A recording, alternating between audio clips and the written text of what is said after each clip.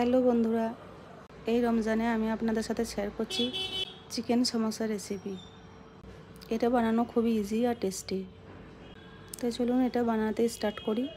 একটা প্যানে oil add করছি, গোটা জিরা নিয়েতি পেঁয়াজ কুচিয়ে অ্যাড করে দিচ্ছি, একটু ভুনে নিয়েতি রসুন অ্যাড করে দেবো, একটু ভুনে নিয়েতি অ্যাড করে দেবো চিকেন, একটু কুক করে অ্যাড করবো লবণ, নিয়েতি অ্যাড করবো দই, নিয়ে একটু কুক ভুনে নেবো।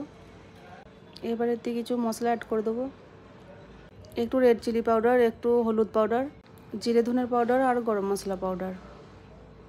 এবার এগুলোকে মিক্স করে নেব, নিয়ে কিছুক্ষণ কুক করে নেব। কুক হয়ে যাওয়ার পরে একটু অ্যাড করে দেবো জিঞ্জার পেস্ট, একটু খানিক্ষণ কষে নেব, নিয়ে অ্যাড করে দেবো টমেটো কেচাপ। ভালো করে একটু কুক করে একটু জল অ্যাড করব, নিয়ে পুরো ড্রাই করে কুক করে নেব। চিকেনগুলো একটু বাউলে বের করে নিয়ে একটু সেদ্ধ মটর অ্যাড করে দেবো, একটু ধনে কুচি অ্যাড করে দিয়ে মিক্স করে নেব।